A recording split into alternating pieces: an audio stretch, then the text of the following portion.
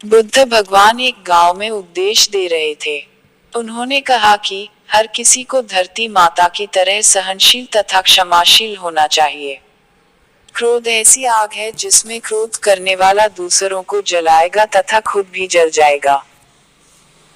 सभा में सभी शांति से बुद्ध की वाणी सुन रहे थे, लेकिन वहां स्वभाव से ही अतिक्रोधी एक ऐसा व्यक्ति भी बैठा हुआ था जिसे ये सारी बातें बेतुकी लग रही थी।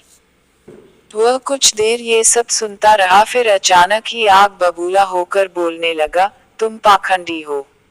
बड़ी बड़ी बातें करना यही तुम्हारा काम है। तुम लोगों को भ्रमित कर रहे हो। तुम्हारी ये बातें आज के समय में कोई मायने नहीं रखती। ऐसे कई कटु वचनों सुनकर भी बुद्ध शांत रहे। अपनी बातों से ना तो वह दुखी हुए, ना ही कोई प्रतिक्रिया की। यह देखकर वह व्यक्ति और भी क्रोधित हो गया और उसने बुद्ध के मुंह पर थूककर वहां से चला गया।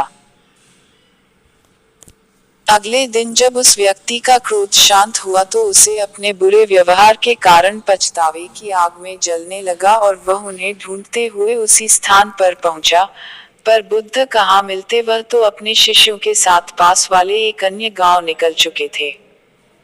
व्यक्ति ने बुद्ध के बारे में लोगों से पूछा और ढूंढते ढूंढते जहां बुद्ध प्रवचन दे रहे थे वहां पहुंच गया। उन्हें देखते ही वह उनके चरणों में गिर पड़ा और बोला, मुझे क्षमा कीजिए प्रभु। बुद्ध ने पूछा, कौन हो भाई? तुम्हें क्या हुआ है? क्यों क्षमा मांग रहे हो? उसने कहा, क्या आप भूल गए? मैं वही हूँ जिसने कल आपके साथ बहुत बुरा व्यवहार किया था। मैं शर्मिंदा हूँ। मैं मेरे दुष्ट आचरण की क्षमायाचना करने आया हूँ। भगवान बुद्ध ने प्रेमपूर्वक कहा, बीता हुआ कल तो मैं वही छोड़कर आया गया और तुम अभी भी वही अटके हुए हो। तुम्हें अपनी गलती का आभास हो गया, तुमने पश्चाताप कर लिया, तुम निर्मल हो चुके हो, अब तुम आज में प्रवेश करो।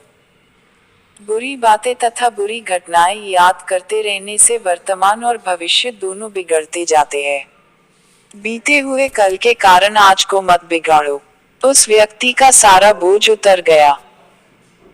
उसने भगवान बुद्ध के चरणों में पड़कर क्रोध त्याग का तथा क्षमाशीलता का संकल्प लिया। बुद्ध ने उसके मस्तिष्क पर आशीष का हाथ रखा। उस दिन से उसमें परिवर्तन आ गया और उसके जीवन में सत्य, प्रेम व करुणा की धारा बहने लगी।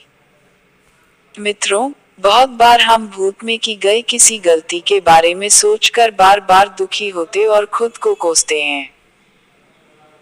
हमें ऐसा कभी नहीं करना चाहिए। गलती का बोध हो जाने पर हमें उसे कभी ना दोहराने का संकल्प लेना चाहिए और एक नई ऊर्जा के साथ वर्तमान को सुदृढ़ बनाना